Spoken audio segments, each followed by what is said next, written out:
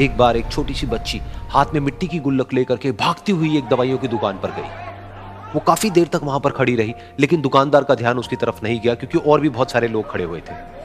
उसने दुकानदार को कई बार बुलाया, लेकिन वहां पर भीड़ इतनी थी कि दुकानदार का ध्यान उसकी तरफ गया ही नहीं। और फिर उस बच्ची को थोड़ा सा गुस्सा आया तो उसने अपनी मिट्टी की गुल्लक लेकर के वहीं काउंटर पर जोर से रख दी, जिसके बाद में जो दुकानदार था और जितने भी लोग खड़े थे वो सब उस बच्ची की तरफ देखने लग गए। और फिर उस दुकानदार ने उस बच्ची से पूछा, बेटे आपको क्या चाहिए? तो वो बड़े ही भोलेपन से बोली कि मुझे एक चमत्कार चाहिए। ये सुनकर के दुकानदार को कुछ समझ नहीं आया, ना ही वहां पर जो लोग थे उनको कुछ समझ में आया, और सब उसकी तरफ देखने लग गए। फिर दुकानदार ने बोला, बेटे चमत्कार तो यहाँ पर नहीं मिलता है। तो बच्ची को लगा कि वो उससे झूठ बोल रहा है, तो बच्ची ने कहा कि मेरी गुल्लक में बहुत पैसे हैं, आप बताओ आपको कितने पैसे चाहिए, लेकिन मैं आज यहां से चमत्कार लेकर के ही जाऊंगी। तो वहीं काउंटर पे एक और आदमी खड़ा था, उसने उस बच्ची से पूछा कि बेटे क्यों चाहिए तुमको चमत्कार? तब उस बच्ची ने अपनी कहानी बताई कि अभी कुछ दिन पहले मेरे भाई के सर में बहुत तेज दर्द हुआ, तो मेरे पापा मम्मी उसको हॉस्पिटल ले गए। उसके बाद कई दिन तक मेरा भाई घर नहीं आया। तो मैंने कई बार अपने पापा से पूछा, लेकिन उन्होंने मुझे कुछ नहीं बताया। उन्होंने बार बार यही कहा कि वो आ जाएगा, वो कल आ जाएगा, वो कल आ जाएगा, लेकिन वो आ ही नहीं रहा था। तो मैंने देखा कि मम्मी रो रही है, और पापा मम्मी को कह रहे थे कि उसकी दवाइयों के लिए और उसके इलाज के लिए जितने पैसे चाहिए उतने मेरे पास में नहीं है, अब उसको कोई चमत्कार ही बचा सकता है।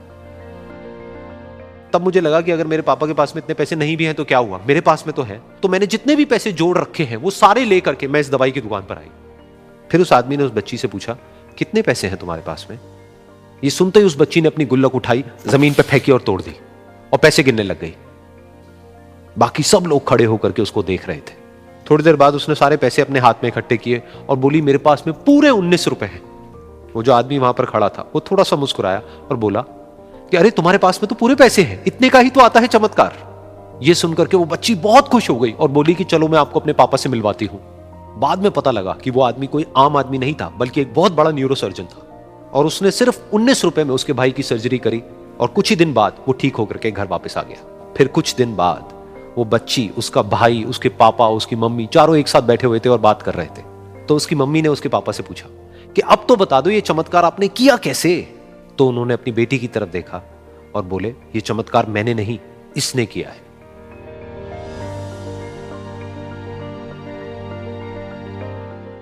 तो यहां पर एक बहुत बड़ी बात है जो हम उस छोटी सी बच्ची से सीख सकते हैं कि जिंदगी में कभी कभी ऐसा होता है कि हमको कोई रास्ता नजर नहीं आ रहा होता है और हम लोग हिम्मत हार जाते हैं। तब हमारे अंदर एक बच्चा होता है जो कोशिश करने से कभी भी पीछे नहीं हटता है।